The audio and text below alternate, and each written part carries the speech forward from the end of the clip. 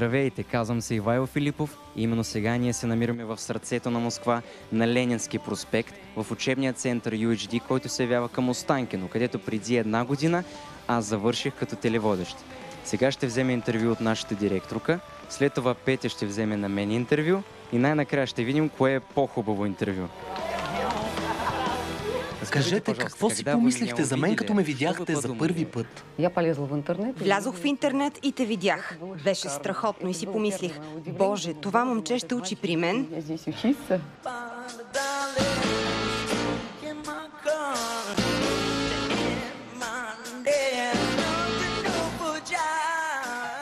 Ивайло, на теб ти е нужна повече вяра в себе си, защото сила и потенциал имаш изключително много, изключително много. Благодарение на тази учителка Ивайло взима интервю от Владимир Жириновски. Искам да ви кажа, че това беше просто незабравимо чувство, защото да стоиш пред политика, който всеки ден по телевизора го виждаш, това е просто огромна чест. А сега от политика Владимир Жириновски към един друг Владимир, но българин, музикант.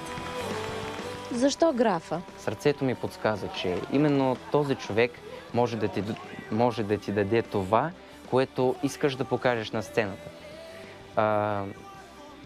Много съм благодарен на графа, че той се обърна към мен, защото той беше първият, който се обърна. Много хора могат да пеят добре, много хора имат хубави гласове, но ето тази малка щипка, която се нарича харизма, ти я имаш. Какви са ти спомените от България? Първия спомен, който беше, е спомена, когато за първи път мама видя в мен, че някаква частичка музикалност. И за първи път аз започнах от тогава да пея руски песни. И то на моя идол, на човекът, на който винаги съм се възхищавал, това е Филип Киркоров. На концерт в каварна Ивайло прави опит да се запознае с идола си.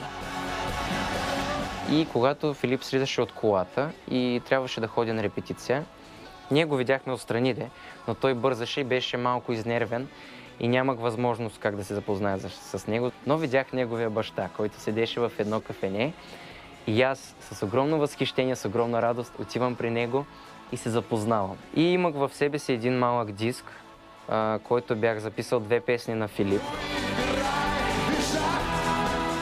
След една седмица той каза много положителни думи за този диск и ме кани на свой юбилей, 75 години тогава. Филип, слушай, что он сейчас тебе подарит? И именно там аз изпълних Жестока любов, за която вие казвате, където Филип беше просто в огромно възхищение. Да видиш идола си, който те гледа от залата, това е нещо необикновено и много стресиращо чувство. Но после, когато взех високата нота, аз се почувствах толкова щастлив, това, че имам възможност да се запозная с самия Филип Киркоров. И после зад кулисите, вече се запознавам с него. Той е много висок.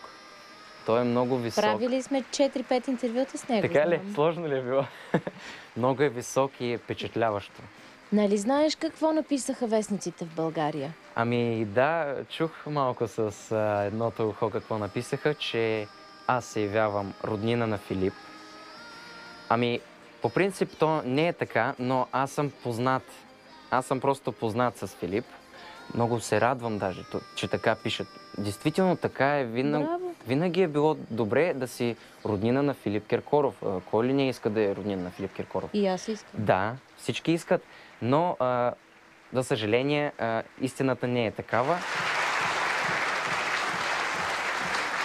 Когато се запознах с Филип, той ни предложи една много известна група, Непоседи се казва, в превод на български.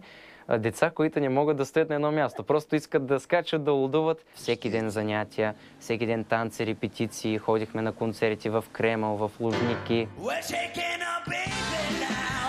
А вие как дойдохте в Москва? Защо точно Москва?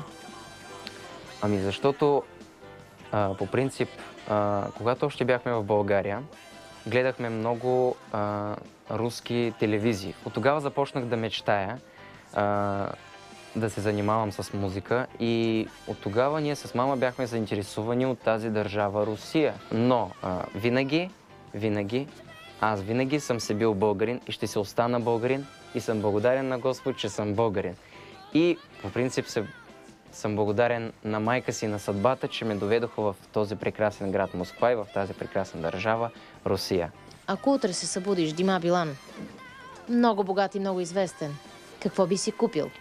Аз първо, което бих искал да направя, е да купя нормален апартамент на родителите ми и нормална кола на мама. Защото всичко, което искам да го направя, искам да направя добро на тези хора, които ми направиха добро за мен. Тази обратна връзка е много важна.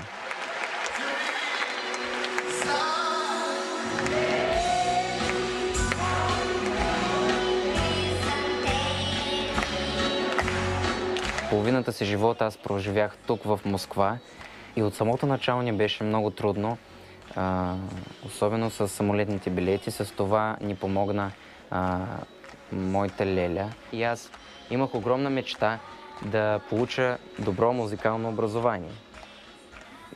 Не разбирам въобще как толкова бързо научих руски език, защото това е необяснимо. Това е нещо... Защото на 8 години лесно се учи език. Сериозно? Аз това не го осъзнавах.